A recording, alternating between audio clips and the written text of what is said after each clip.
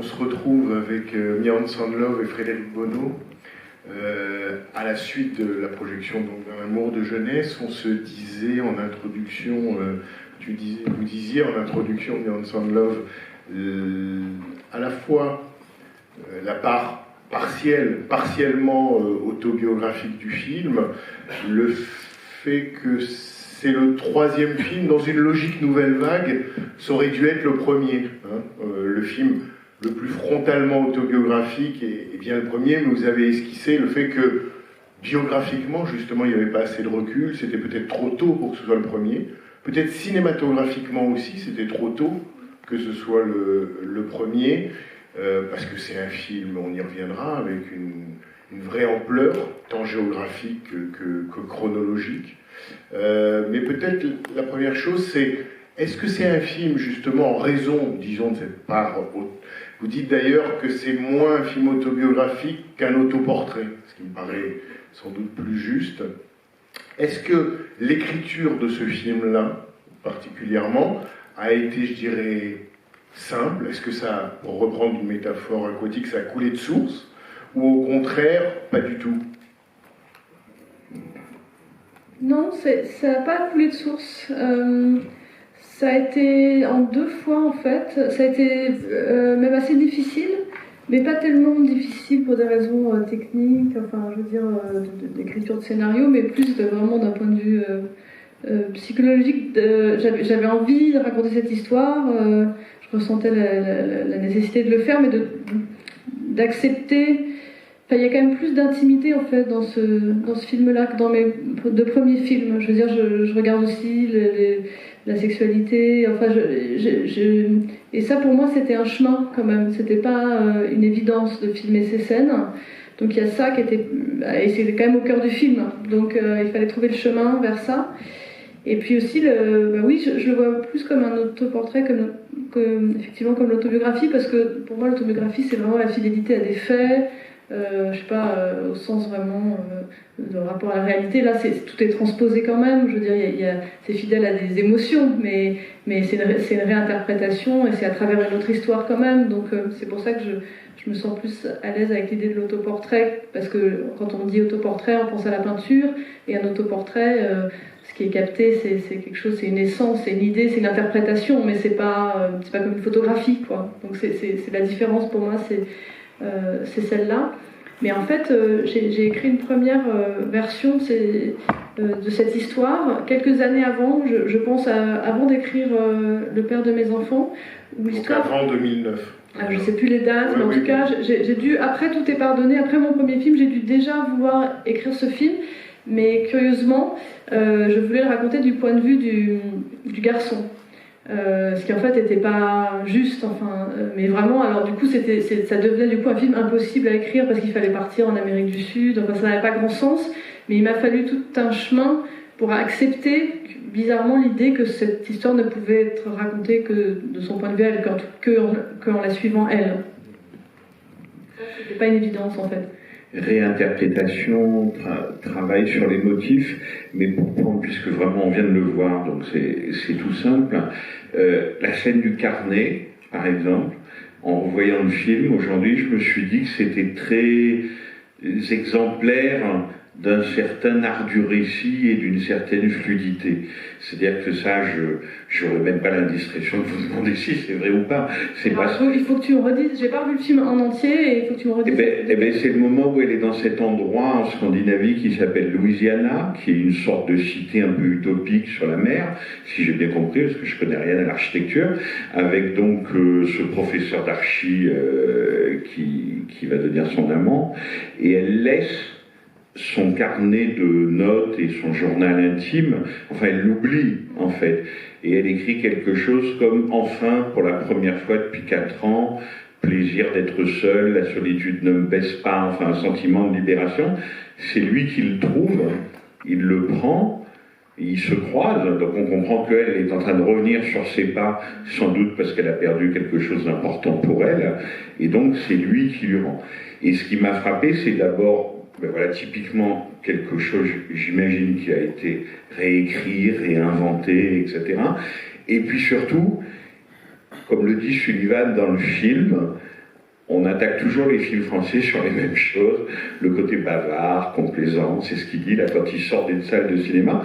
Moi, ce qui me frappe, au contraire, dans ce film, et souvent dans vos films, c'est justement le côté silencieux. C'est-à-dire que non, en fait, c'est pas vrai.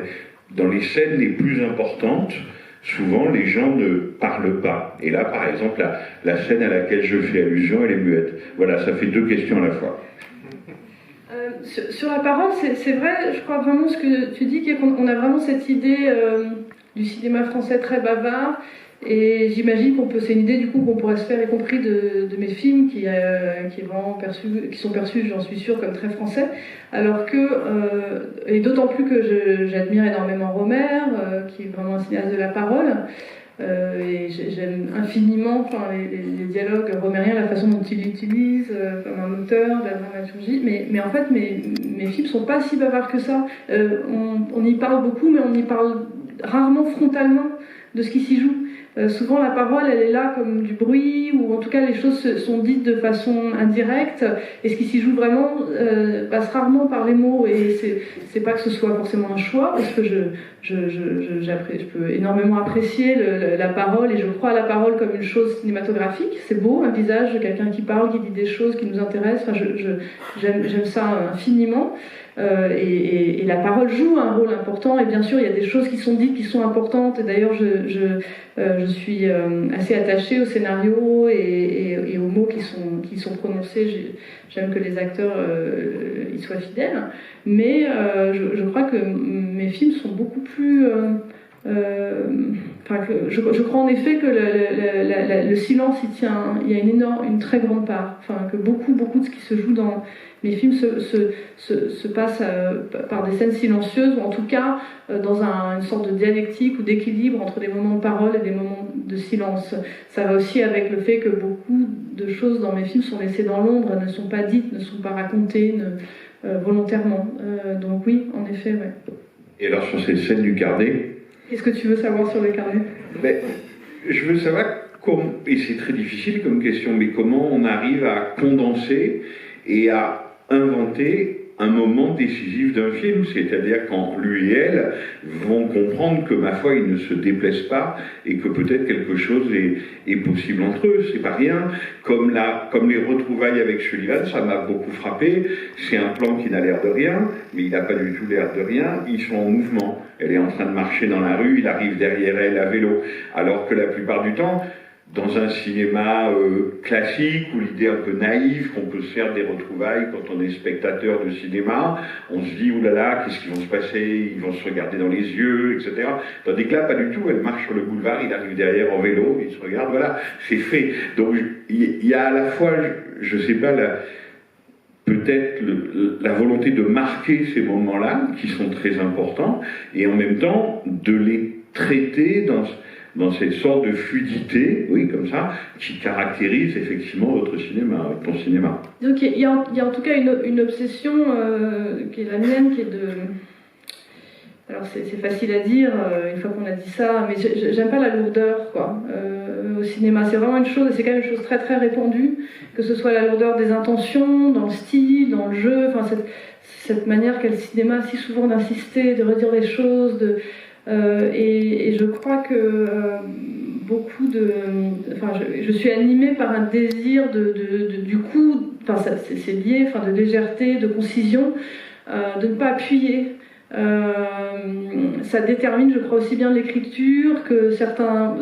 par exemple, l'autre exemple que tu donnes, quand elle marche et les retrouvailles, peut-être qu'il arrive par le côté et que ce soit pas l'un en face de l'autre, enfin que la mise en scène ne nous vienne pas de nous redire, nous expliquer ce qui est déjà l'enjeu dramatique de la scène, et qu'au contraire il arrive en biais, en mouvement.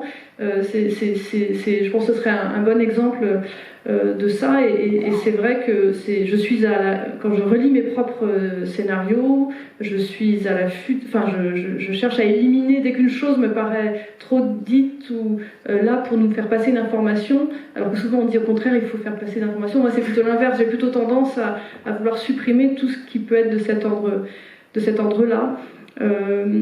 j'ai pas revu, j'ai revu plein du bout du film, mais c'est vraiment un truc, j'ai beaucoup de mal à revoir, comme plein de cinéastes, hein, à revoir mes films, enfin plus de 10 minutes d'affilée. Donc j'ai revu plusieurs fois 10 minutes. J'ai pas revu cette scène, mais bien sûr je vois laquelle c'est. Je crois que ce qui se joue là, évidemment c'est le moment où ils vont commencer à tomber amoureux l'un de l'autre, mais je crois que ce qui se joue, c'est le fait qu'il pénètre dans son intimité à ce moment-là, en tombant sur ce carnet, en lisant ces mots.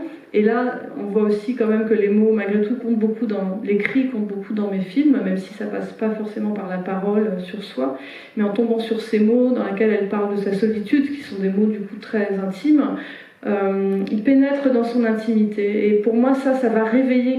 Il y a quelque chose de très érotique en fait là-dedans, à mes yeux, à ce moment-là, qui se joue.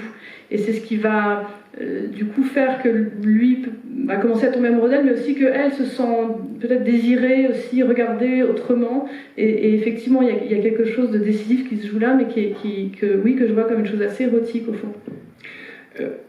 Alors, pardon pour ceux qui n'ont pas encore vu Un beau matin, et je pense que pour la plupart vous n'avez pas encore vu Un beau matin, mais donc le film sort très bientôt, donc vous le verrez très bientôt. Tu serais assez d'accord? C'était aussi ton choix avant cette conversation de dire que ces deux films-là se ressemblent d'une certaine façon, se répondent et appartiennent peut-être en plus de l'autobiographie, hein, peut-être sur des choses encore plus profondes, appartiennent presque à une sous-partie de ton cinéma. Voilà, s'il y a deux films qui se répondent pas mal, je montrerai celui-là et donc le tout dernier, Un beau matin. Tu dirais que c'est les deux de mes films qui se répondent le plus. Ouais. En fait, ça dépend des moments. Je crois que mes films sont si liés les uns avec les autres que selon les moments, je peux avoir l'impression qu'un lien est plus fort avec l'un ou avec l'autre. Par moments, Un beau matin m'a vraiment paru faire comme un diptyque avec l'avenir. À d'autres moments, j'ai le sentiment que c'est avec mon premier film, Tout est pardonné, qu'il est le plus lié parce que la question de l'amour entre un père et une fille occupe une telle place. Et puis à d'autres moments, c'est vrai, celui-là me paraît très lié parce que du fait de cette dimension très frontalement autobiographique, ce qui n'est pas le cas de tous mes films. En même temps, il y a un autre film avec lequel je peux quand même le relier, pour ceux qui l'ont vu, c'est Bergman Island.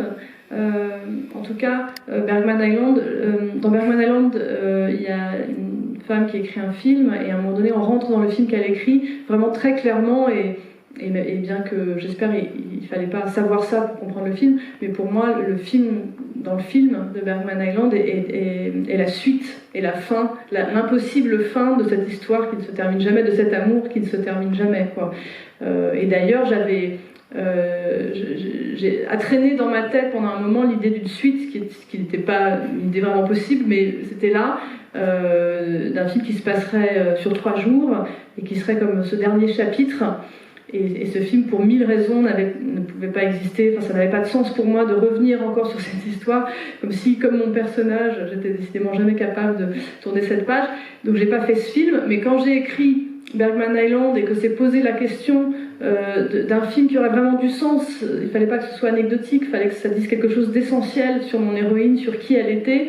C'était évident pour moi que le film qu'elle allait écrire, ça allait être cette suite jamais écrite d'un amour de jeunesse. Alors, dans Bergman Island, en plus, il y a carrément une mise en abîme, puisque le personnage de Sullivan revient et se plaint de sa représentation.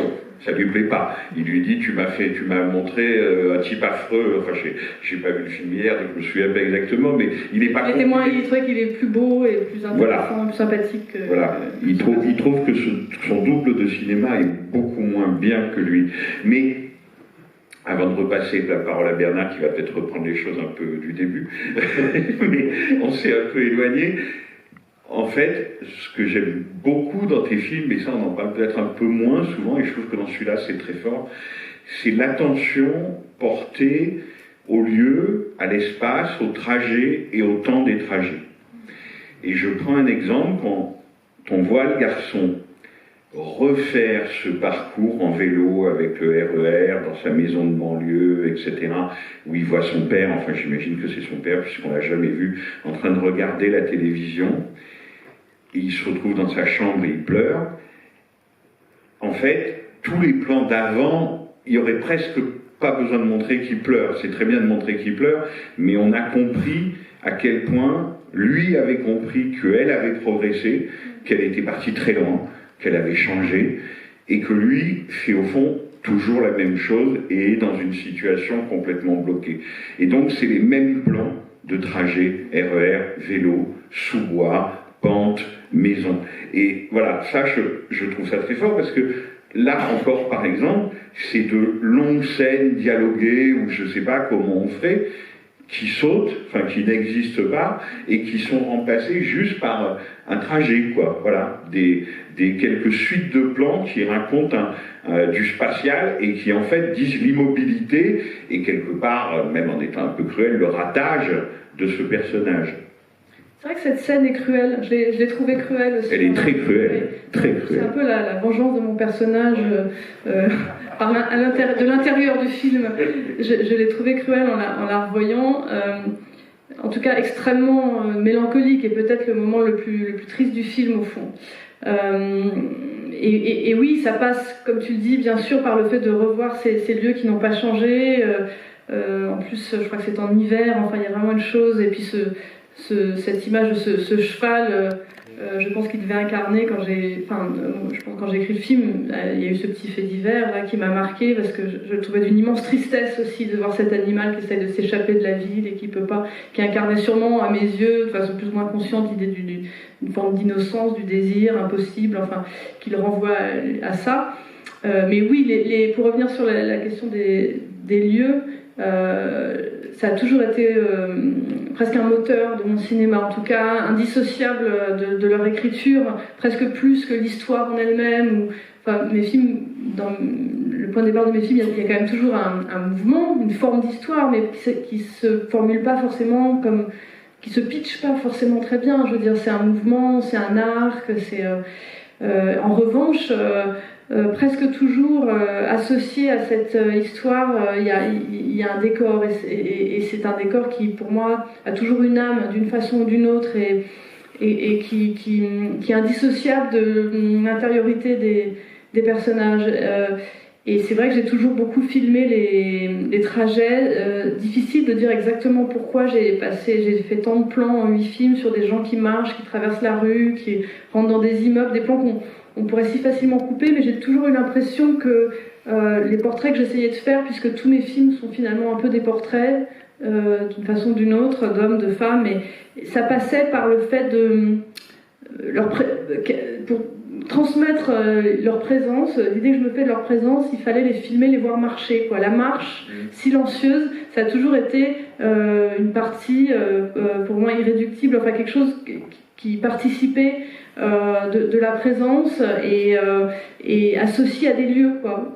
C'est vrai que c'est vraiment un motif de mon cinéma. Et dans le dernier film, pour le coup, Léa Seydoux, c'est vraiment femme seule dans les transports en commun, quoi. Il y a ce côté-là de façon très forte, et c'est aussi là où on la voit changer et évoluer de ce corps engoncé qui veut plus entendre parler d'histoire sentimentale, enfin voilà, c'est fini. Et puis quelqu'un qui irradie quand elle reçoit le bon texto au bon moment, comme ça peut arriver à tout un chacun, et que c'est dans un bus de banlieue. Enfin voilà. Et ça, pour le coup, je trouve que ça, c'est plus profondément romérien que la parole, au fond. C'est-à-dire qu'il y a vraiment ça. Et on connaît son intérêt à lui, et Rohmer, pour l'architecture nouvelle, les périphéries, etc.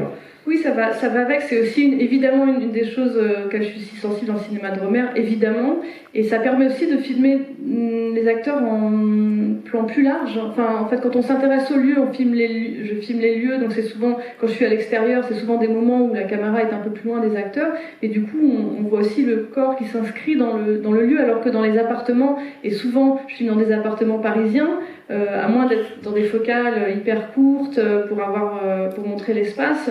Et moi, j'aime pas du tout les focales courtes, j'aime les focales moyennes. Donc du coup, à moins d'être dans un type d'artifice, je vais rarement être loin, voir tout le corps dans le plan. Je vais naturellement avoir des plans moyens ou des plans assez serrés. On peut voir les lieux à travers le mouvement des acteurs, mais en fait, je trouve qu'on voit le corps des acteurs, leur façon de marcher, Par exemple, même Isabelle Huppert dans L'Avenir, on m'a souvent parlé de sa façon de marcher dans le film, et ce qui permet de voir ça, c'est vraiment de la filmer dans la ville, et c'est de voir à quel rythme elle marche, sa façon de sauter du trottoir à la chaussée, la façon de se dire, je trouve qu'un corps qui marche dans une rue dit beaucoup de choses qu'on ne voit pas dans un appartement. Et dans mon souvenir, d'ailleurs, quand elle découvre son mari avec une autre femme, elle est dans un bus, non ? Oui, j'ai beaucoup filmé les bus aussi, les moyens de transport, c'est le fait d'avoir été parisienne depuis toujours, ça je crois. Oui, Isabelle Huppert est dans le bus et croise du regard son mari avec une autre femme qui marche dans l'autre sens. Il y a au moins 2 scènes essentielles de mes films qui se passent dans des bus, puisque là il y a aussi les retrouvailles de Camille avec la mère de Sullivan qui va lui permettre de revoir Sullivan qui se passe dans un bus, mais parce que le bus c'est aussi le mouvement, c'est aussi la rêverie, c'est regarder le paysage du coup avec les états de mes personnages. Et un petit peu conte d'hiver si on veut continuer à s'embêter avec Romer. Alors, oui, tu m'embêtes pas parce que c'est moi qui reviens toujours. Pourtant, c'est pas le seul cinéaste que j'aime, loin de là, mais bon, c'est peut-être plus facile d'en parler que d'autres, je sais pas, peut-être particulièrement familier, mais c'est vrai qu'en plus, cette scène de conte d'hiver à laquelle tu fais allusion est une scène qui me hante. Pour le coup, c'est une scène du cinéma de Romer qui me hante et qui définit, je crois, qui dit quelque chose de Romer. Une des raisons fondamentales pourquoi j'aime tant le cinéma de Romer, mais aussi ce que je recherche à travers le cinéma. C'est-à-dire que cette femme qui, donc c'est dans Conte d'hiver, qui ne veut pas renoncer enfin, qui est obsédée par cet homme qu'elle pense qu'elle va retrouver, alors que ça paraît invraisemblable qu'elle puisse le retrouver, et le fait que le film lui donne raison. C'est-à-dire que le fait que l'espèce de miracle en fait de la fin, et c'est ce choix, je trouve presque métaphysique. À quoi sert le cinéma? Ça sert pas à raconter des histoires fausses, ça sert à essayer de se rapprocher de la vérité, et en même temps de s'élever d'une certaine façon et de s'échapper. Enfin, il y a quelque chose de sans trahir la vérité qui passe par l'idée du miracle, et c'est comme la fin du rayon vert, et ça c'est un truc auquel je suis infiniment sensible, et que à ma manière, j'espère, à ma manière qui n'est pas celle de Romer, que j'essaye aussi de trouver dans mes films. Plusieurs choses, mais je voudrais revenir en partie sur un point. D'abord le cheval, enfin le fait divers qu'on voit à la télévision, c'est-à-dire ce cheval qui semble évadé d'un concours hippique et qui court dans Paris. On se dit que le personnage, enfin, ça dit aussi la polysémie des images, c'est-à-dire que le garçon regarde ces images et peut-être se souvient de l'été qu'ils ont passé et qu'on a vu qu'il a passé avec Camille, et où ils ont pris eux aussi un cheval sur lequel ils sont montés et où ils ont vécu un moment heureux. C'est-à-dire que c'est tout d'un coup cette image-là comme le renvoyer à son propre passé émotionnel. Mais autre chose aussi qui s'est dit dans l'échange, c'est que c'est vrai qu'à la fois, et c'est peut-être à voir avec ce rythme de vos films qui nous surprend, à la fois il y a cette capacité d'affirmer une répétition, par exemple les trajets de Sullivan en vélo, on les a vus une fois, le récit pourrait en faire l'économie, on les revoit pour les raisons dites une deuxième fois, donc il y a des moments comme ça de reprise, et en revanche, moi ce qui me frappe dans la scène du carnet, c'est autant peut-être ce lieu absolument incroyable à la plage près de Copenhague, cette construction, que ce qui se passe tout de suite après, c'est-à-dire que là, il y a une ellipse de temps et d'espace qui fait que, au lieu de prendre son temps, là on en gagne, on trace, on est même un peu dérouté puisque cette scène de jetée raccorde immédiatement avec un moment où elle se retrouve dans son appartement parisien, lui sonne à la porte, suit un raccord étrange où il entre, enfin elle le laisse entrer, puis on le prend lui perpendiculairement si bien qu'ils se croisent dans l'entrée. On ne peut pas déterminer si elle et lui sont déjà ensemble, quel est le statut du couple à ce moment-là. On se dit, mais bref, il y a un choc spatio-temporel à ce moment-là, alors qu'au lieu justement qu'à d'autres moments on prend son temps, là ça trace, mais presque de manière où la confiance faite au spectateur est à son maximum. J'ai toujours fait une très grande confiance au spectateur. J'ai toujours pensé qu'il fallait partir du principe que les spectateurs étaient des gens très intelligents et qui comprenaient tout. de la même façon que comme spectatrice, j'aime pas qu'on m'explique tout et qu'on me prenne pour une idiote. Du coup, je considère que c'est respecter le spectateur que de penser que... Et même s'il y a des choses qu'il ne comprend pas, aussi, je me dis, il y a des choses qui ne peuvent pas être comprises. En fait, au fond, je trouve ça bien aussi que tout ne soit pas compris, que tout ne soit pas... Un film peut être à la fois limpide et en même temps réservé, avoir un mystère, et je trouve que tout ne soit pas devant, que tout ne soit pas dit, qu'on n'ait pas le sentiment de finir le film en ayant vraiment compris comme une formule mathématique. C'est une chose que je recherche. Enfin, en tout cas, ça ne me gêne pas. J'ai souvent eu ces discussions d'ailleurs avec. Ça a pu m'arriver avec mes premiers spectateurs, que ce soit des producteurs ou des gens impliqués dans le film, et des demandes de clarification de ceci, cela. J'ai pas peur qu'il y ait des choses qu'on ne comprenne pas. Je trouve que c'est ce qui permet peut-être aussi à un film de ressembler davantage à la vie qui nous échappe aussi. Dans la vie, tout n'est pas clair, on ne comprend pas toujours les raisons des uns et des autres. Et ça va avec, avec aussi l'opacité de l'humain, la complexité de l'humain. Et, je veux dire, Sullivan, c'est un personnage quand même très paradoxal. Je comprendrais qu'on sorte du film en n'étant pas d'accord. Est-ce qu'il l'aime, est-ce qu'il l'aime pas, à quel point il l'a aimé. Je suis pas sûre que le film tranche, et pour moi, et je suis pas sûre que lui-même le sache au fond. Et je crois qu'à travers ça, j'essaye aussi de parler de la complexité, des nuances, de l'humain. Mais pour revenir sur ce que tu dis, oui, c'est vrai que j'ai beaucoup utilisé, peut-être plus particulièrement dans mes premiers films, mais les ellipses, la concision. Je crois que ça tenait aussi simplement au fait que je racontais sur mes premiers films particulièrement, les 4 premiers en tout cas. Après ça s'est un peu calmé, mais les 4 premiers, j'ai raconté des histoires qui se passaient sur des temps vraiment longs, quoi. Ça a dit 12 ans, là je sais pas sur combien d'années c'est, mais c'est sur beaucoup d'années. Eden, c'est 20 ans. Eden, c'est carrément 20 ans. Mais bon, le deuxième, c'est sur un peu moins longtemps, mais il y a aussi le temps qui passe. Enfin, mes 4 premiers films sont quand même obsédés par la question du passage du temps. Donc du coup, j'ai exploré finalement tous les possibles. Enfin, je me suis intéressée à la façon de... et j'ai aimé ça. Je trouve ça très ludique. Et dans le cas précis que tu cites, il y a aussi quelque chose d'érotique là-dedans, mais c'est dans la continuité de la scène d'avant. C'est-à-dire, j'aime, je crois, dans cette scène que je n'ai pas revue non plus, mais je l'ai aussi en tête.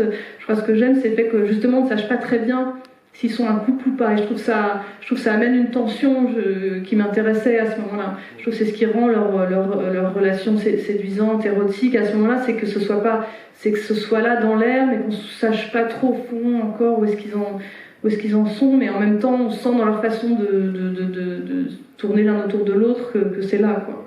C'est-à-dire qu'en fait, la lacune, tu dis oui, comme dans la vie, ce qui nous échappe, les lacunes font partie du récit, mais ça, c'est dès le scénario. On peut écrire ça en faisant des ellipses, en laissant certaines choses dans l'ombre, en demandant au spectateur lui-même de remplir ou d'imaginer les trous. C'est quelque chose vraiment de conçu et volontaire. Oui, alors pas forcément volontaire au sens de théorique. Je crois pas l'avoir formulé quand j'ai écrit mon premier film, que ce serait bien de faire un cinéma qui soit comme ça. Mais par contre, je pense quand même que ça a été un peu le postulat de mon cinéma dès le début. J'ai écrit ce premier film, Tout est pardonné, avec vraiment un récit qui était construit sur 3 moments, et avec notamment entre le deuxième et le troisième moment une ellipse de 10 ans. Et ça, c'est quelque chose que j'ai écrit de façon instinctive. À l'époque, je sais pas, j'avais 23 ans quand j'ai écrit ce film, donc j'étais quand même vraiment jeune, donc je l'analysais certainement pas. Mais c'est comme ça que ça s'est mis en place pour moi. Et j'ai énormément aimé écrire comme ça, en laissant des choses complètement dans l'ombre. Mais je crois que ça tient pour le coup, je crois que ça tient un peu à mon histoire familiale, comme beaucoup. J'ai grandi dans un contexte où en fait il y avait des choses que je connaissais des points importants de l'histoire de mon père, de sa famille en fait, mais il y avait aussi des choses absolument ignorées. Et je crois que ça a structuré mon rapport à l'imaginaire, c'est-à-dire à la fois le fait de me concentrer sur des choses que je savais, à laquelle je me raccrochais, et d'imaginer le reste. Et je pense vraiment qu'il y a quelque chose qui m'a structuré en fait par rapport à ça. Tout ça étant dit un drame familial, avec tout ce qui n'a pas été dit, du coup ce qui a été imaginé par l'enfant que j'étais. Et je pense que du coup j'ai embrassé ce rapport-là au récit, je l'ai fait mien, je me le suis approprié, c'est devenu ma façon de raconter des histoires, en tout cas mes premiers films.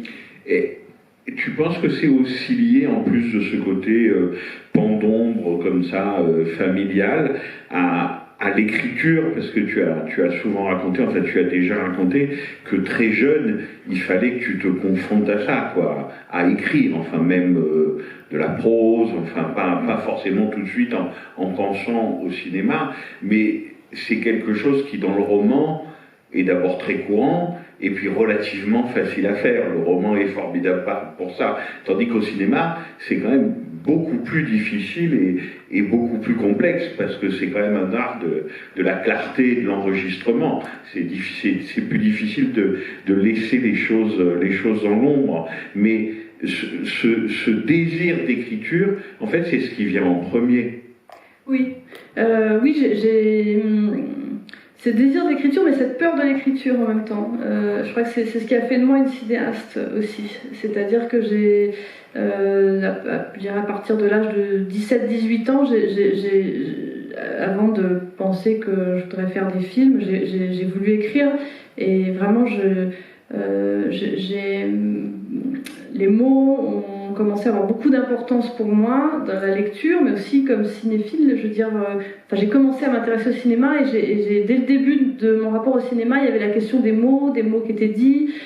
J'ai eu très vite une conscience aiguë du fait que les cinéastes que j'admirais le plus étaient ceux qui avaient écrit leurs films. Ça, c'est vraiment profondément enraciné chez moi.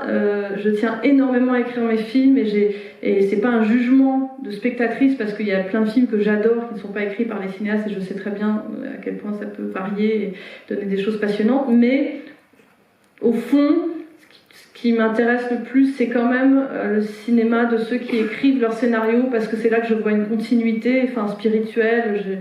C'est là où j'ai le plus l'impression que quelqu'un me parle, et c'est ce que j'aime quand je vois des films, c'est que quelqu'un me parle. Et donc pour cette raison, il a été très clair pour moi à partir du moment où j'ai voulu écrire que je devais écrire mes films. Mais l'écriture a toujours été un truc hyper compliqué, quoi, pour moi, très douloureux. J'aimais pas du tout ce que j'écrivais. D'ailleurs, je pense que c'était pas bien du tout, donc c'est une bonne raison de pas trouver ça, de pas aimer. Et du coup, j'étais pas satisfaite. Et du jour où j'ai écrit un scénario, je me suis sentie chez moi. C'est un truc vraiment mystérieux, ça. Peut-être parce que c'était pas littéraire. Les scénarios, c'est pas des œuvres.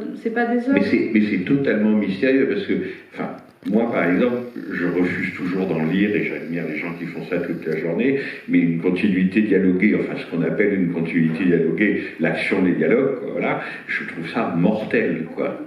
C'est vraiment pas un genre littérairement passionnant, quoi, c'est le moins qu'on puisse dire. C'est très ennuyeux, et j'ai toujours trouvé ça. C'est vrai, c'est très ennuyeux à lire un scénario. Quand je dis ça, c'est pas du tout dans le sens où j'ai pensé que mes scénarios ils avaient une valeur littéraire. Non, mais tu y étais à l'aise. J'étais et peut-être justement parce que ça n'avait pas une valeur littéraire, que c'était désacralisé, et qu'il n'y avait pas de surmoi, il n'y avait pas de volonté de faire de la littérature. Et peut-être que du coup, je m'y sentais plus libre. Oui, ça m'a libérée vraiment du poids de l'enjeu que je mettais dans l'écriture. Il n'y avait pas de risque de publication. Aucun risque, et puis c'est qu'une étape, quoi. Un scénario, c'est pas une fin en soi, c'est juste un moment, et il n'est que ce que les acteurs en feront, ce que les images en feront, c'est quelque chose en devenir, et on peut à la fois dans un scénario accorder de l'importance aux mots qui sont dits, mais en même temps, voilà, on se libère de ce surmoi littéraire, et ça, pour moi, ça a été décisif, et j'ai vraiment trouvé ma voie de cette façon. Il y a une autre forme, une autre forme d'écriture en plus du scénario, c'est que vous pratiquez le découpage. Alors visiblement le découpage au moment du scénario, puis si j'ai bien compris au moment du tournage aussi.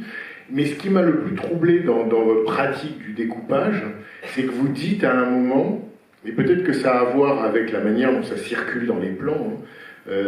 Vous dites à un moment, en fait, parce que normalement, un storyboard ou un découpage, c'est comme une bande dessinée. On dessine sur l'écran, on voit les personnages, on pourrait, comme un flipbook.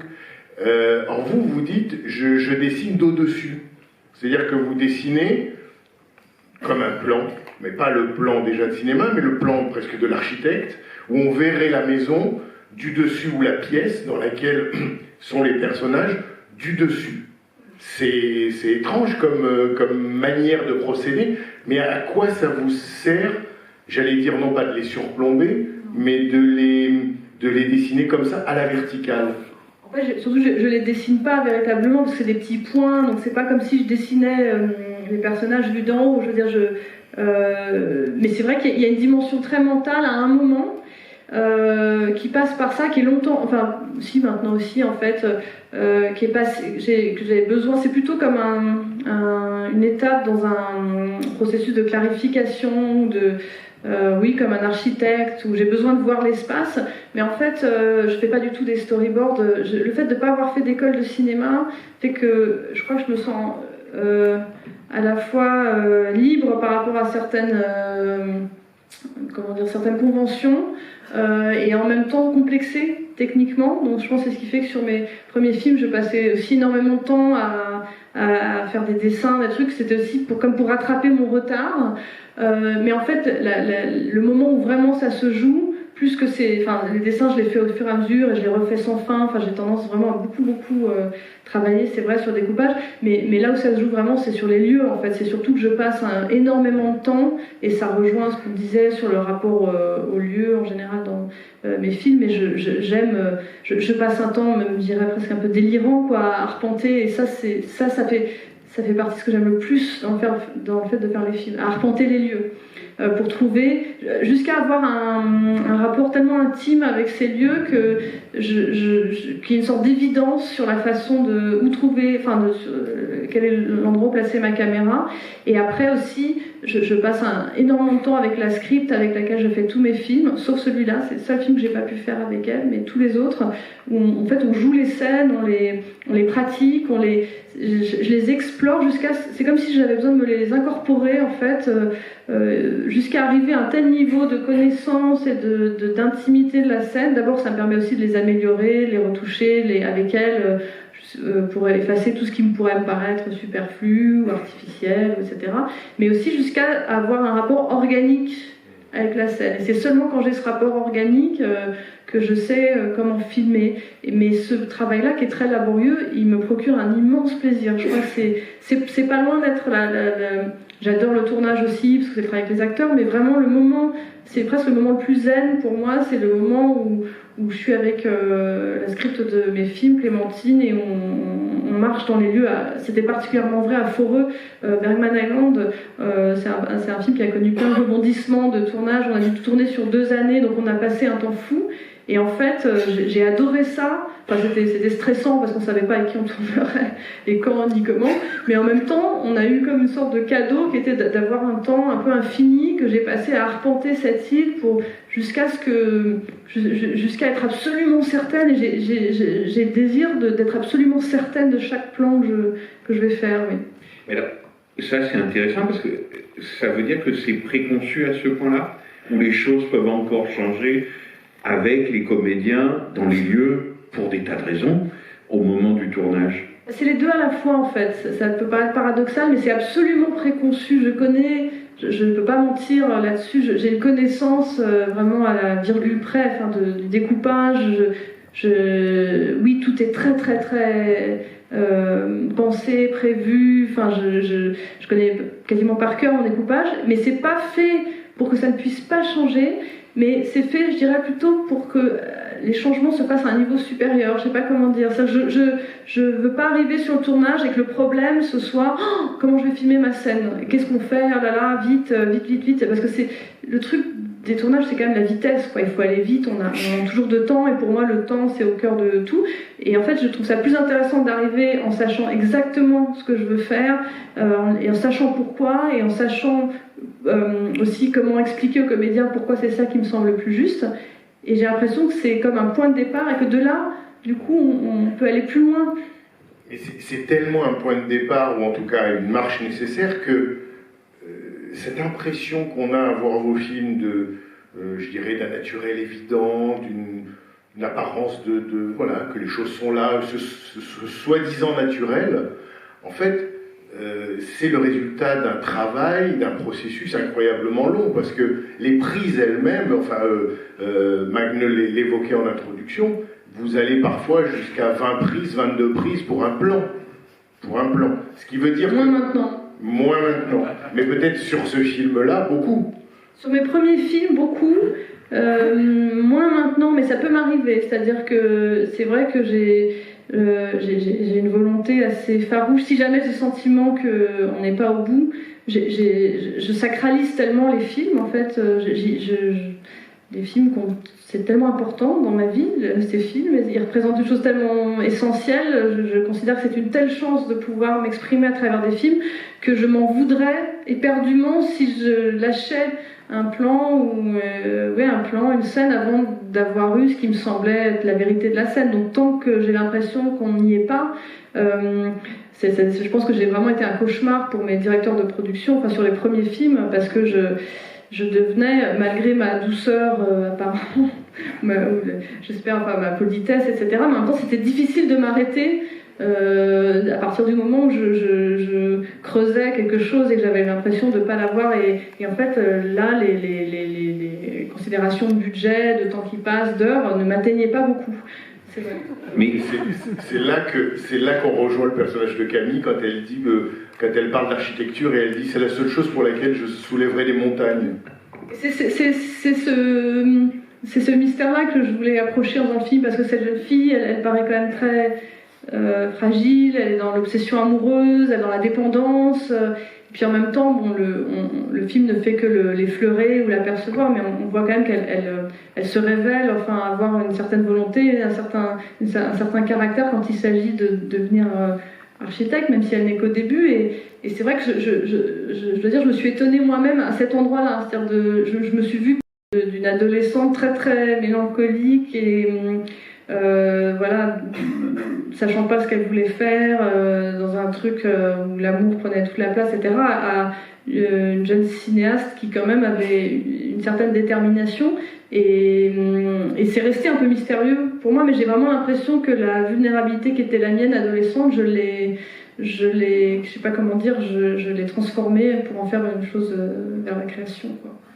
Donc le cinéma, de ce point de vue-là, c'est aussi le goût de l'absolu. Parce que vous en parliez tout à l'heure à propos du personnage de Camille. Après, ça s'inverse un peu d'ailleurs, mais pendant très longtemps, Sullivan est vraiment dans le relatif et elle tout le temps dans l'absolu. Ce qui d'ailleurs, parce que visiblement c'est ce que pense la Créton, ça peut la rendre un peu agaçante. Mais sur les prises, c'est les acteurs. Parce que c'est ça la question. Quand on refait une prise, quand on fait 5 fois, 10 fois, 15 fois un plan, est-ce que il y a encore un travail à trouver avec l'acteur, il y a encore un endroit où aller, où on n'est pas encore allé, ou c'est la technique, enfin qu'est-ce que c'est?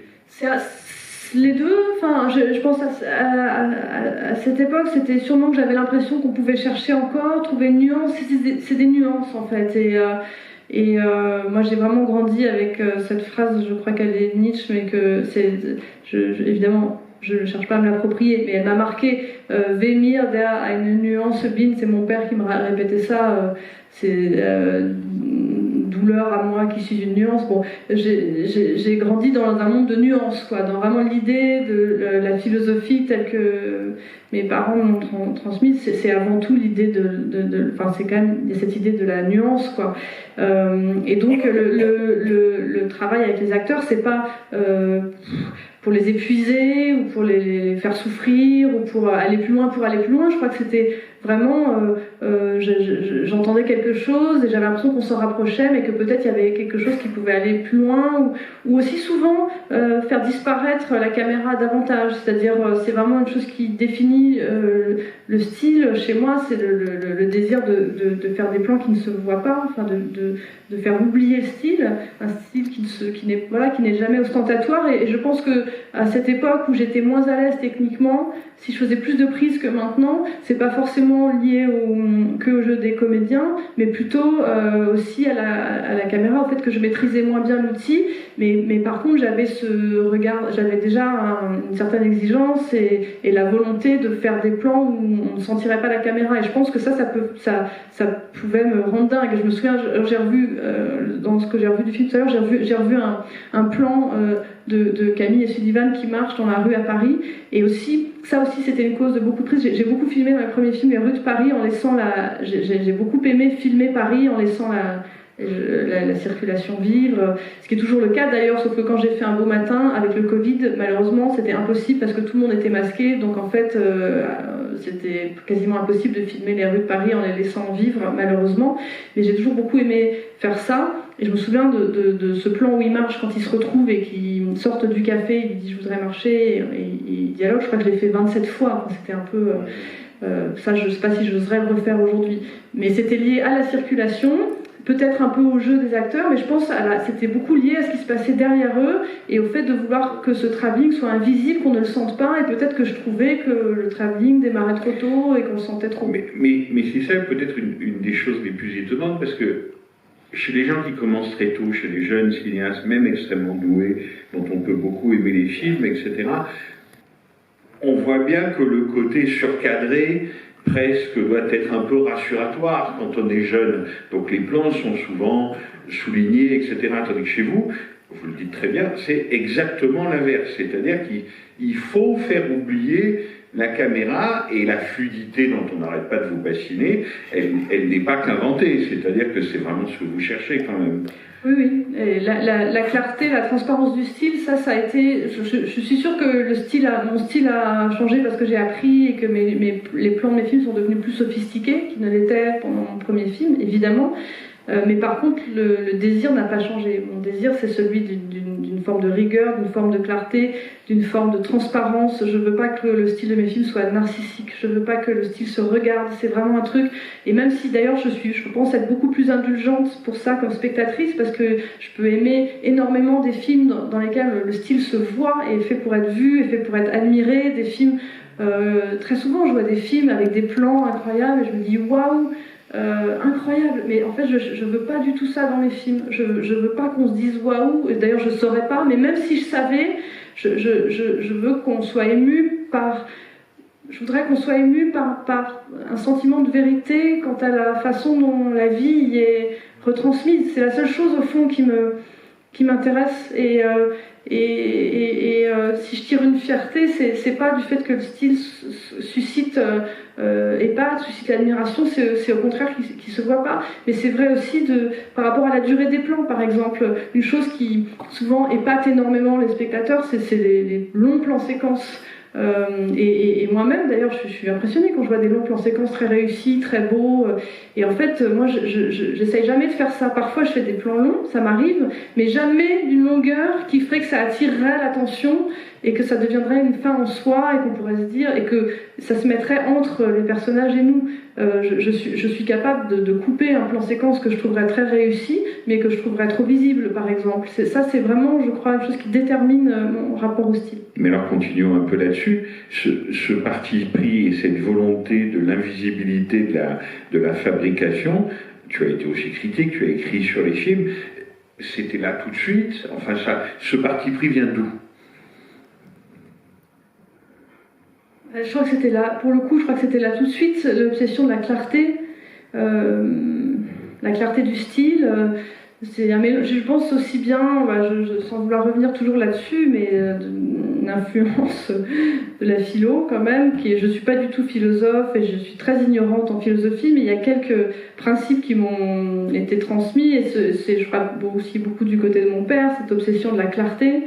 Dans une quête de vérité, l'idée que pour arriver à une forme de vérité, ça passe par la clarté, et la clarté, j'y mets aussi la notion de lumière dans la clarté. Donc aussi bien, j'aime beaucoup le mot clarté, aussi bien dans le sens qu'il exprime ce désir de transparence et de précision, et en même temps dans le sens où cette précision, elle va aussi dans le sens de la lumière.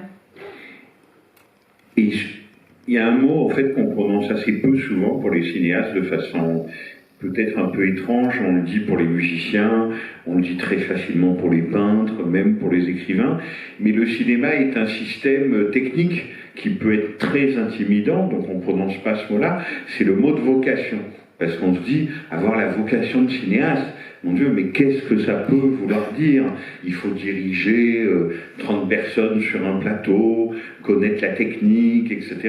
Sauf pour des gens peut-être qui ont commencé très jeunes dans le cinéma moderne. Alors on pense vraiment à des très grands exemples. Mettons Chantal Akerman, 16 ans, premier court-métrage, Philippe Garrel, à peu près le même âge. Alors toi c'est un peu plus vieux quand même, mais est-ce que ce mot de vocation, je pense que tu l'acceptes, enfin, tu admets ta vocation de cinéaste, effectivement très jeune, et le sens de vocation, tu en parles très bien, comme quoi ça peut aussi sauver une vie, c'est-à-dire qu'est-ce que ça aurait été si tu n'avais pas trouvé le cinéma?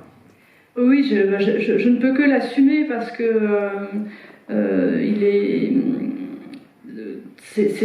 j'en ai eu conscience très tôt. Enfin, je veux dire, à partir du moment où j'ai mis moi-même ce mot-là, je veux dire tout de suite sur le désir de faire des films et ce que je mets dans ce mot, c'est l'idée d'un absolu.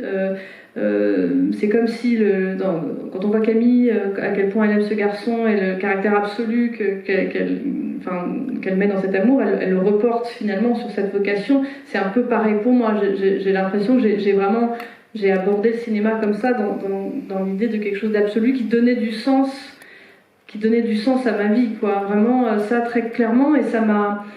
je crois que ce qui a été ma chance, et ce qui m'a permis de commencer tôt, c'est le fait que je savais... Enfin, j'ai vraiment eu la conviction que je ne pouvais rien faire d'autre. Et c'est ce qui m'a donné beaucoup de volonté, ce qui m'a permis d'être moins timide, justement de ne pas me croire trop vulnérable, de trouver une espèce de force. En fait, cette force, je crois qu'elle est venue au départ presque d'un handicap, l'impression, à partir du moment où j'ai eu ça en tête, que ce serait ça ou rien. Il n'y avait pas de plan B, pas d'autre... non. Voilà, oui, j'ai fait des études d'allemand, j'ai fait des trucs, mais au fond... à partir du moment où j'ai voulu faire des films, c'était vraiment impossible inconcevable que voilà. Donc c'est ce qui s'appelle une vocation quand même. Mais je trouve qu'il y a un signe très concret de votre vocation, c'est que souvent les cinéastes, certains cinéastes disent ah non, moi ce que j'aime c'est l'écriture, le tournage c'est une punition, si ça pouvait être réglé sans que j'y aille. D'autres en revanche sacralisent le montage.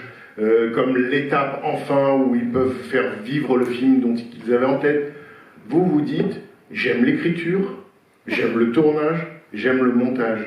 C'est-à-dire qu'on a l'impression que vous aimez tout du cinéma, et que, alors que ce sont des expériences entre elles radicalement opposées, elles ont d'une certaine manière presque rien à voir. Vous écrivez, sauf dans le cas d'Eden avec votre frère, vous écrivez seul.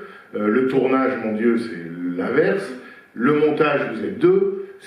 Donc, c'est là la vocation, c'est quand on aime tout de quelqu'un, comme elle qui dit à Sébastien, comment il s'appelle, H. Sullivan, qu'elle l'aime totalement, et elle ne peut pas expliquer, alors qu'il l'énerve.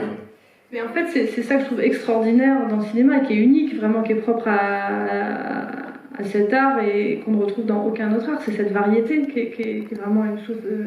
merveilleuse à partir du moment où on l'aime, parce que en fait l'écriture c'est quand même très solitaire quand on écrit. Mais moi je pourrais pas, une des raisons pour lesquelles je pourrais pas, je veux dire si demain c'était plus possible de faire des films, je pourrais pas devenir écrivain, je le sais, c'est pas une solution de repli pour moi, c'est inenvisageable parce que la solitude de l'écriture me terrifie, je crois aujourd'hui tout autant qu'hier, et je n'arrive à supporter et à me confronter à cette solitude que parce que je sais qu'il y a le film à l'arrivée, et en même temps je la chéris, je trouve que c'est un moment très précieux, fondamental pour rentrer à l'intérieur de soi. Enfin, je pense que je ne peux pas en faire l'économie, et j'aime profondément ce moment quand même, mais parce que c'est un film en devenir. Et le tournage, c'est un moment collectif inouï, enfin il y a une espèce d'adrénaline quand même qu'on trouve nulle part ailleurs, qui est une chose incroyablement puissante.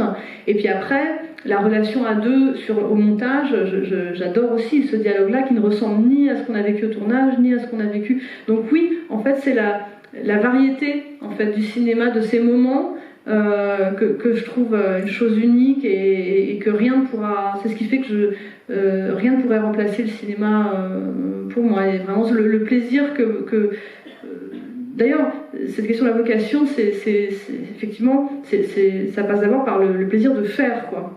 Je veux dire, ce qui donne du sens à mes yeux au film, alors bien sûr, c'est ce que les films disent, c'est le fait qu'ils existent, mais peut-être plus encore que ça, c'est le bonheur de les faire. Je crois qu'il n'y a pas de honte à dire ça. Je veux dire, non, mais parce qu'on pourrait penser que c'est les films en eux-mêmes qui valent, et puis que finalement, ce qui se passe avant pour les faire, c'est pas important, qu'à l'arrivée, c'est des films qui comptent. Est-ce qu'ils sont bien, pas bien, est-ce qu'ils vont rester. Mais je suis pas d'accord avec ça. Moi, je pense vraiment, et c'est la beauté du cinéma, que c'est aussi l'œuvre d'art, c'est aussi même si c'est quelque chose que les gens ne voient pas, mais je pense quand même que ça passe d'une façon ou d'une autre. C'est aussi je pense vraiment que le cinéma, c'est un art de vivre, quoi. Voilà, c'est un art, et c'est un art de vivre. Et je crois que c'est ça que j'ai compris en jouant dans un film à 16 ans d'Olivier Assayas, fin août, début septembre. Et je crois que c'est pour ça que c'est à ce moment-là, même si je ne l'ai pas formulé tout de suite, que le cinéma est devenu ma vocation, même si ça m'a pris quelques années pour après faire le chemin. C'est que ce que j'ai compris sans le formuler, c'est que le cinéma était un art et un art de vivre. Et ça m'a pas quitté. Et ça a été le moteur pour moi, ce qui m'a donné de la force, c'est cette quête-là, de cette pratique qui, à la fois l'expression de soi, un objet, quelque chose qui a du sens, et en même temps c'est aussi une manière de vivre. Et les deux sont absolument organiquement incorporés l'un dans l'autre. C'est ce que j'ai essayé de raconter avec Bergman Island, la façon dont ces deux choses-là sont si intimement liées. Mais pour moi, c'est ça qui fait le caractère unique du cinéma. Vous avez dit là tout à l'heure, parce que ça aussi c'est un mot compliqué à manier, vous avez dit le but de tout ça c'est d'accéder à une vérité. Et donc on comprend qu'effectivement le naturel ne se donne pas, il se gagne. Si on veut que le spectateur ait une impression d'une histoire, disons, naturelle, juste, employons le mot qu'on veut, c'est le résultat d'un processus, d'un travail, d'une élaboration, et c'est jamais donné d'emblée, de genre pris sur le vif. Ça, c'est un autre naturel, disons, celui qui envahit beaucoup de films, mais c'est, disons, plus une paresse, et vous, le résultat de la vérité est au bout d'un travail. Et en même temps, vous l'avez dit aussi, cette vérité, elle a à voir avec la clarté, et la clarté a à voir avec la lumière. Et ça, la question de la lumière, alors dans ce film, c'est absolument flagrant, mais je dirais, c'est pas seulement la lumière, c'est un trajet de la lumière. C'est-à-dire la part de l'ombre, c'est-à-dire les retombées dans l'ombre, c'est-à-dire qu'on voit ici le personnage à certains moments, j'allais dire rechute. Et que la quête, c'est effectivement la lumière, peut-être la lumière originelle de la Loire, enfin c'est cette lumière du monde. Mais comment ça s'écrit ça? Comment ça s'écrit j'allais dire le trajet de la lumière? C'est difficile de répondre à ça parce que c'est évidemment très abstrait, mais pourtant c'est sensible. En tout cas, on peut aimer la lumière, chercher la lumière, ça ne veut pas dire faire baigner un film de lumière, bien évidemment, au contraire, et c'est ce qu'il dit, je crois, dans une scène où il parle de l'importance de l'ombre. Je crois que... Parle de la lueur. Oui, enfin en fait, justement pour faire ressentir, pour faire vibrer, pour arriver à cette vraie lumière, disons, il faut aussi passer par des moments d'obscurité. Et je crois que c'est vrai aussi de mes personnages. C'est-à-dire que les personnages de mes films sont jamais uniformément bons, rayonnants, lumineux. Enfin, j'aime, en tout cas, j'ai toujours été attirée par des personnages qui eux aussi peuvent avoir quelque chose de très sombre, et notamment les personnages féminins.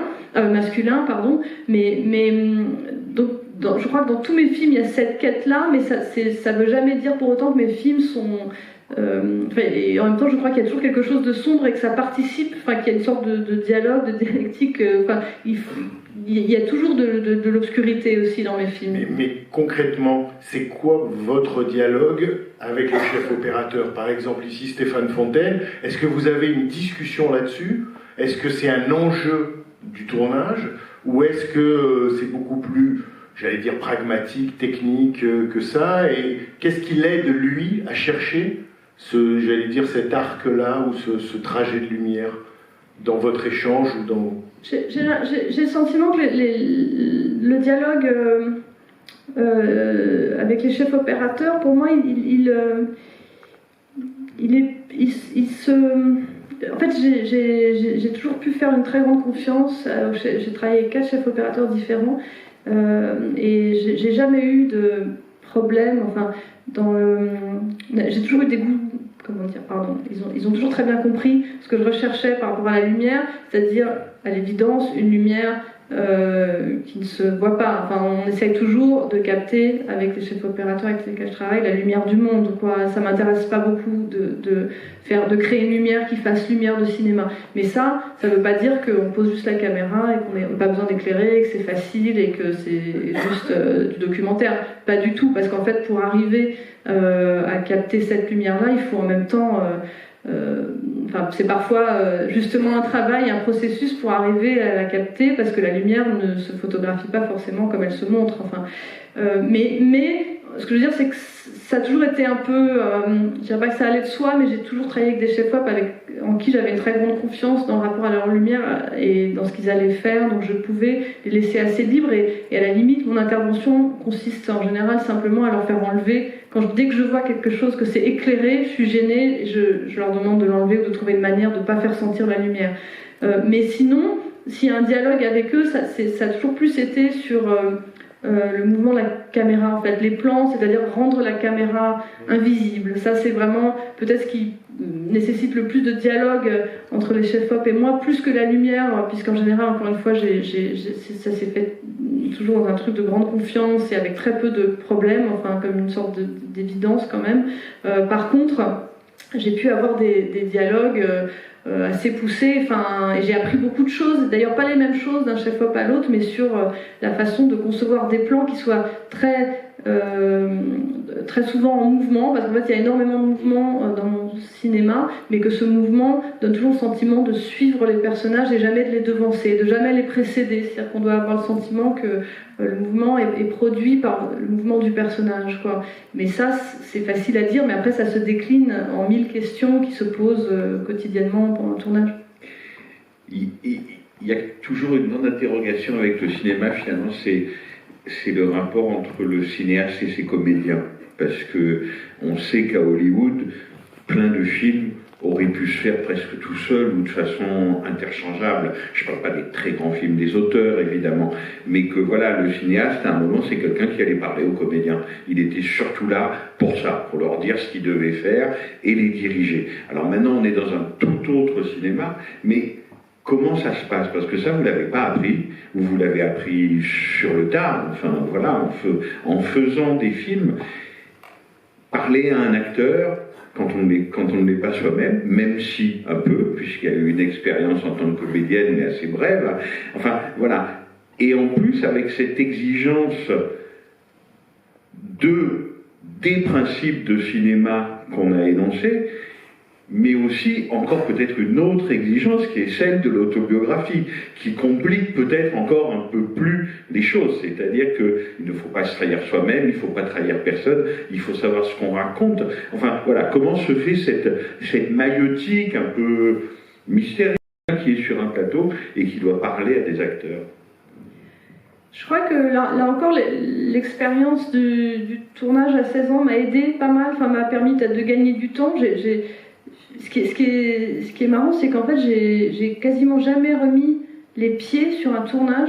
Enfin, c'est curieux dans mon cas, parce que j'ai connu des tournages très tôt, 2 tournages, fin au début septembre, et puis d'Olivia Assayas, et puis 2-3 ans après. Mais alors là, c'était vraiment un tout petit rôle dans Les Destinées sentimentales, et finalement, c'est les 2 seuls tournages où j'ai été, à part ceux de mes films. Je n'ai jamais, à part une heure par-ci, une heure par-là, mais j'ai jamais fréquenté d'autres tournages, donc je ne sais pas. Finalement, je sais beaucoup moins que beaucoup de gens avec qui je travaille. Par exemple, les gens qui travaillent sur mes films, ils vont tout le temps sur plein de tournages, ils voient plein de cinéastes travailler de plein de façons différentes, ils connaissent plein de méthodes. Moi, au fond, je n'en connais qu'une, c'est la mienne, celle que j'ai apprise au fur et à mesure de mes films. Donc, c'est que ce qui est étrange pour moi, c'est qu'au fond, j'ai très peu de recul sur ce qui pourrait me définir par rapport à d'autres, dans le rapport aux comédiens. Mais ce que je veux dire, c'est que quand j'ai eu la chance de jouer dans ce film, parce que aussi Olivia Assayas, c'était quelqu'un, je pense que c'est toujours vrai aujourd'hui, mais de très doux avec les acteurs et dans quelque chose de très respectueux. Et du coup, je me suis fait une très haute idée tout de suite des relations qu'on pouvait avoir avec ces acteurs. Je dis pas que ça aurait été autrement sinon, mais ça m'a, je sais pas, j'ai l'impression que du coup, ça m'a permis peut-être d'éviter quelques écueils. J'ai eu tout de suite une très haute idée, quoi, de la relation qu'on peut avoir entre un cinéaste et des acteurs. Et après, c'est difficile de généraliser, sinon pour dire que je crois qu'il y a une chose vraiment, c'est au respect, à la confiance, quoi. Et j'ai toujours cru et ressenti, et je crois que l'expérience m'a montré que c'était vrai, que plus on faisait confiance, plus on aimait en fait ces acteurs, plus ils vous le rendaient.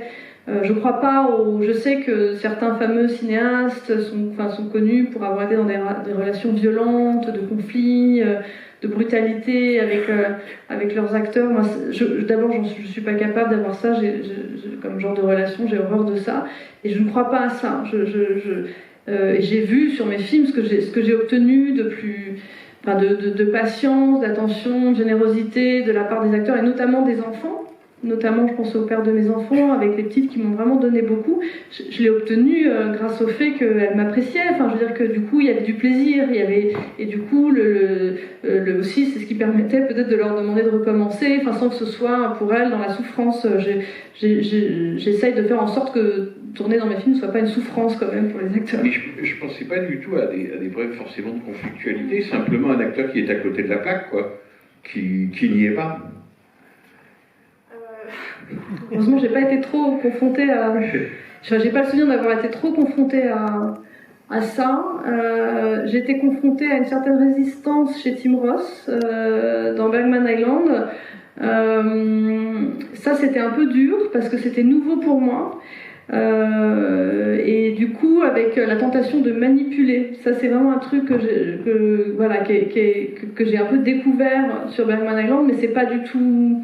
Je veux dire, je me suis adaptée à une situation et j'ai surtout appris au fil des films à m'adapter à la personnalité de chaque comédien pour que les choses soient possibles et se passent au mieux, quoi. Mais c'était plus un truc de résistance qu'il avait, qui faisait que il y avait des choses qu'il ne voulait pas faire, qui lui faisaient peur. En fait, curieusement, c'est surprenant de dire ça d'un acteur aussi connu, expérimenté que Tim Roth, mais en fait, je pense que c'est quelqu'un qui est gêné par des choses, un rapport très compliqué à son corps, et je pense qu'il y avait parfois une certaine violence pour lui à jouer un personnage qui n'était pas un personnage de composition, qui était un personnage proche de lui, et ça, en fait, ça lui faisait très peur, je pense. Et du coup, voilà, là, il y a eu j'ai eu des tensions, des difficultés à l'amener, à accepter, à être tel personnage. Voilà, ça c'est peut-être ce qui a été le plus délicat pour moi. Mais jusqu'ici, j'ai quand même toujours eu des relations avec mes acteurs et mes actrices très bonnes, et où ça se jouait dans des nuances et dans leur capacité à accepter, à écouter, à accepter de refaire sans perdre patience. Mais je me suis pas retrouvée dans la situation qui doit être très pénible, en tout cas pas pour des rôles importants, face à des acteurs qui étaient complètement, comme tu dis, à côté de la plaque. L'essentiel, c'est de les choisir, non ? C'est ce que je crois. Et j'ai tendance à sacraliser cette question-là.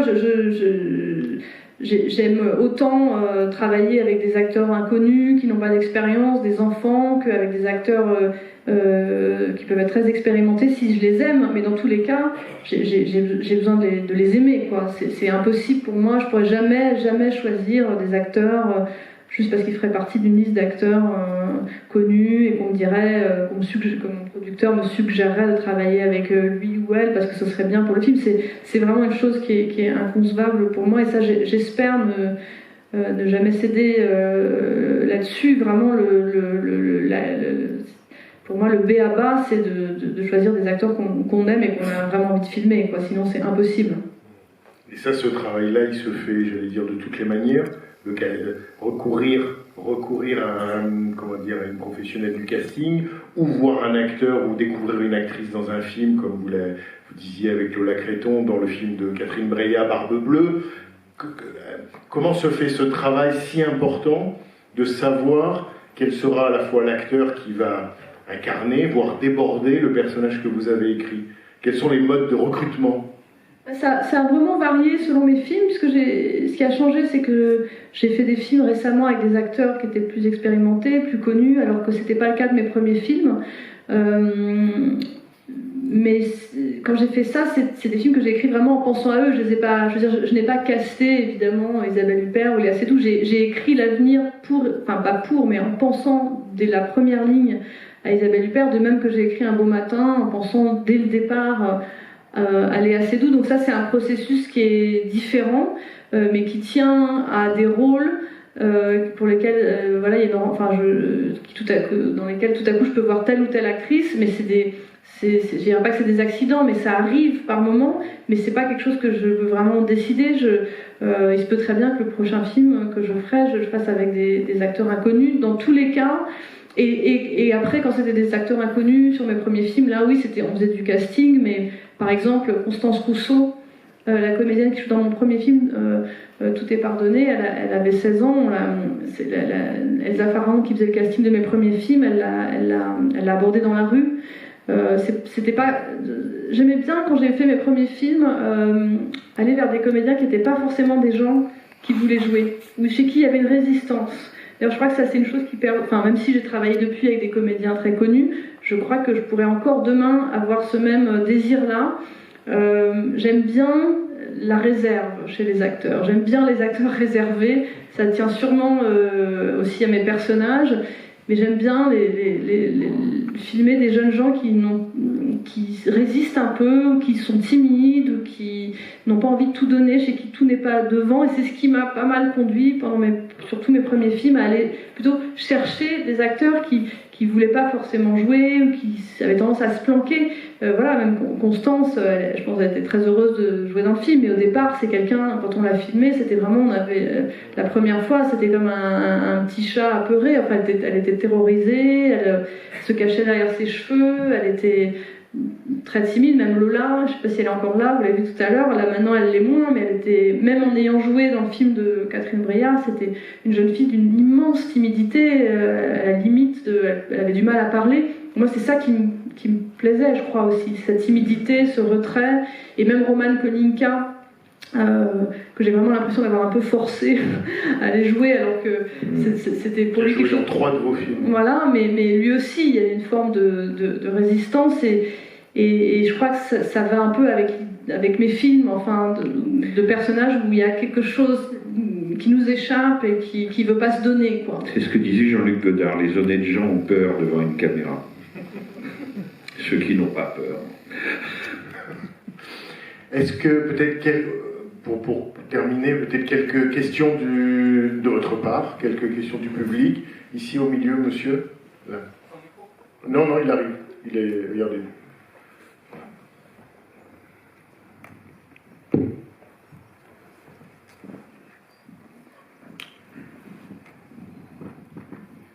Bonjour, j'ai 2 questions. Dans la rétrospective, il n'y a pas vos courts-métrages qui sont visibles en DVD ou ailleurs. Et une petite question pratique, dans la bande-annonce, sous les dates, il est noté projection, atelier, et je me demandais à quoi faisait référence atelier. Merci. Non, ça c'est dans la bande-annonce, ça va avec le logo de la Cinémathèque, exposition, rencontre, conférence, film. Donc je pense pas que ça ait à voir avec la rétrospective elle-même. Et, pardon, la première question... Ah oui, j'en ai fait 2, 3, 4, mais en fait, sur les 4, il y en a 2 que j'ai même pas fini. En fait, mes courts-métrages n'ont jamais été véritablement produits, donc c'est pour ça qu'ils n'ont pas une existence très... et les 2 premiers, alors le premier, j'y suis quand même attachée parce que c'est grâce à ce court-métrage que j'ai rencontré Humbert Balzan, qu'il a beaucoup aimé, et c'est un producteur qui a après voulu produire mon premier film. Donc je suis attachée, mais vraiment, c'est pas un court-métrage dont je suis fière, et je m'y retrouve pas complètement, mais j'y suis attachée parce que de façon affective... Mais tu l'as pas perdu? Non, j'ai pas perdu, mais je le cache. D'accord. Et par contre, celui que j'aime bien, c'est le deuxième que j'ai fait, qui s'appelle Un pur esprit, qui est en noir et blanc, que j'ai fait avec encore moins de sous, parce que dans les 2 cas, c'est des courts-métrages que j'ai tournés en un jour, avec rien, autoproduit, enfin c'était vraiment... C'était très très minimaliste. Et par contre, j'aime bien le deuxième qui s'appelle Un pur esprit, qui dure 3 minutes. Et c'est vrai, on aurait pu le montrer. Mais j'ai vraiment, pour être franc, j'ai vraiment l'impression d'être vraiment née comme cinéaste avec mon premier long métrage. Donc si je pouvais faire disparaître les brouillons d'avant, mais je sais que c'est pas vraiment possible, c'est trop tard déjà. Et puis Un pur esprit, donc pour vous répondre, est en bonus ou en malus de l'un de vos DVD, je ne sais plus lequel. Tout est pardonné. Tout est pardonné. Oui, juste derrière vous, si vous pouvez passer le micro. Ah ben voilà, le micro arrive.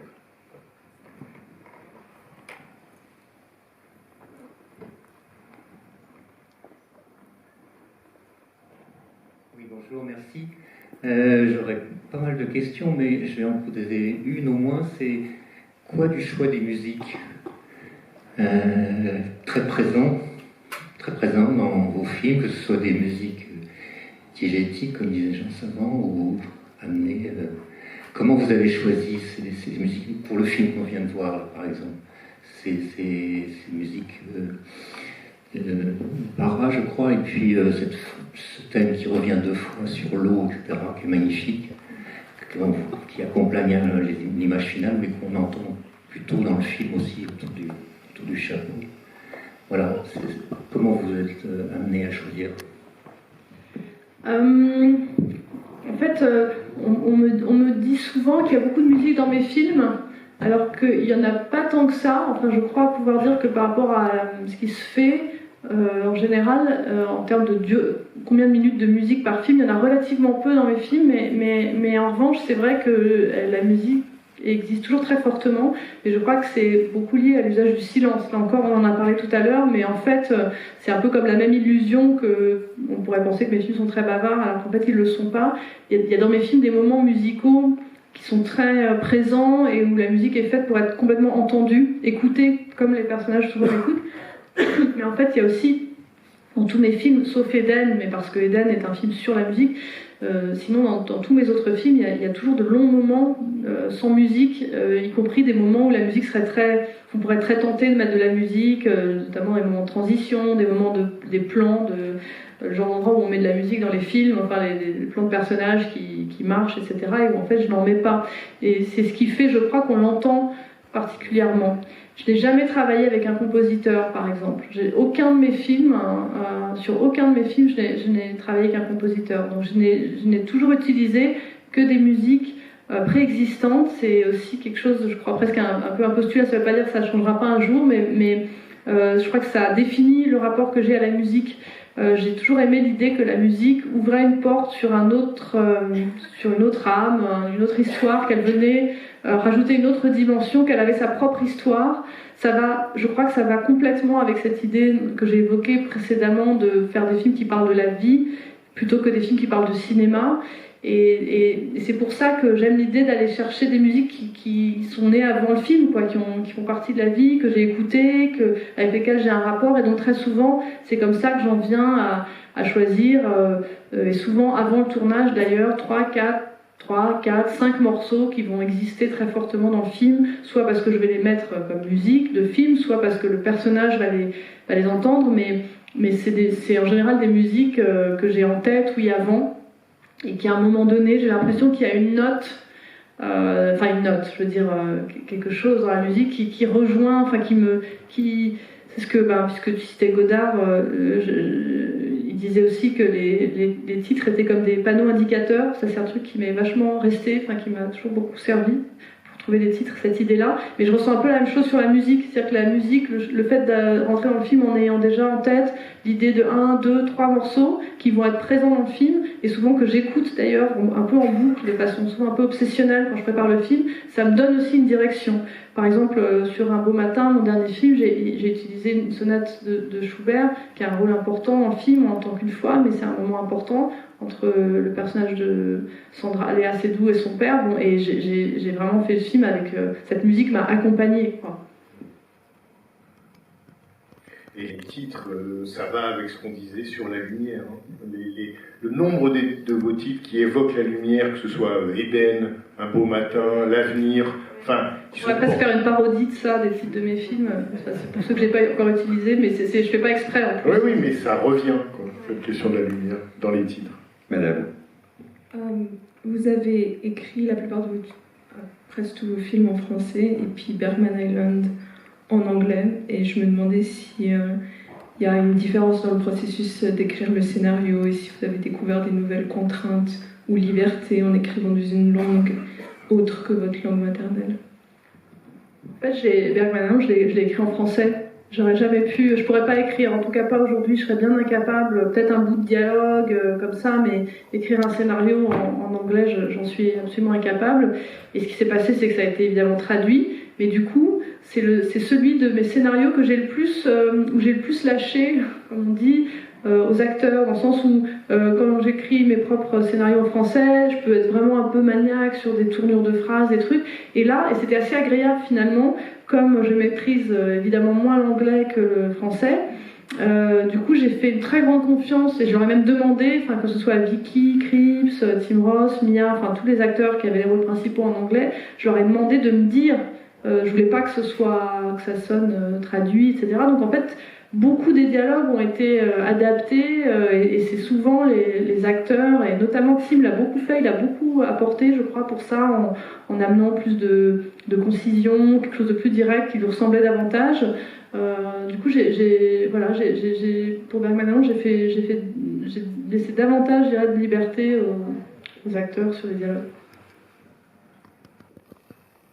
Monsieur au fond, là-bas. Il y a une question tout au fond.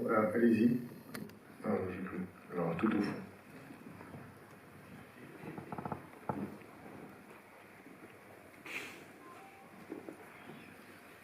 Vos prises de vue m'ont frappé beaucoup. Pourriez-vous parler un peu des portes entrouvertes, les fenêtres, les miroirs? De parler des portes, des fenêtres, des miroirs dans mes films, c'est ça? Que les prises de vue l'ont frappé, et en particulier le jeu avec les portes, les fenêtres et les miroirs. Je crois que tous les cinéastes ont certains leitmotivs auxquels ils reviennent de façon obsessionnelle. Comme une rétrospective Douglas Sirk en ce moment à la Cinémathèque, sur les miroirs. C'est vrai. Je me souviens d'avoir rencontré un cinéaste dans un jury quand j'avais fait, je crois, juste mes 2 premiers films, qui s'appelle Jamshed Ousmonov. Je ne sais pas si peut-être certains d'entre vous voient qui c'est. Et lui me racontait qu'il était obsédé par les escaliers. Il s'était rendu compte qu'il ne pouvait pas faire des films sans filmer sans cesse des gens qui montaient, descendaient des escaliers. Et c'est difficile pour moi de l'expliquer, mais oui, je crois que la question, c'est exactement ce que vous dites. Les miroirs, là c'est peut-être plus propre à l'amour de jeunesse. Il y a 2-3 plans de miroirs où elles se regardent, qui font sens et qui parlent, qui évoquent, je pense, qui ont à voir avec le passage du temps. Mais par contre, les portes, les fenêtres, c'est vrai que il y en a partout, quoi. Dans mes films, j'aime les filmer plus que tout, filmer alors pas des gens qui ouvrent et ferment les fenêtres, mais en tout cas filmer ce qui d'ailleurs souvent rend malheureux, mais je sais pas, moi, je filme énormément les fenêtres, quoi. Donc je mets, par exemple, un truc qui est coûteux sur mes films, c'est que je fais mettre maintenant de façon quasiment systématique ce qu'on appelle des gélates, qui opacifient un peu les fenêtres sans qu'on s'en rende compte, qui permettent de voir au-delà des fenêtres, alors que souvent, c'est pas systématique, je veux dire, souvent sur les films, on le fait pas, parce que ça prend du temps, parce que c'est coûteux, et bon, moi, les fenêtres sont tellement présentes dans mes films, et du coup, ça veut dire les fenêtres, mais aussi ce qu'on voit derrière, et donc je fais énormément ça, mais ça raconte le fait que je filme énormément les fenêtres, et en effet, les portes, mais je crois que ça rejoint ce qu'on disait tout à l'heure sur le fait de filmer des personnages en mouvement, de les filmer passant d'un lieu à l'autre, quoi. On va peut-être s'arrêter là, non? On va s'arrêter là? Oui. Allez, alors, non, mais avant, rappelons quand même qu'à 19h, projection de Tout est pardonné en présence de Millions of Love, de Paul Blin et Constance Rousseau. Merci, Paul Blin et Constance Rousseau. Et à 21h30, L'Avenir en présence de Millions of Love et d'Isabelle Huppert. Voilà, merci 1000 fois et à tout à l'heure. Merci beaucoup.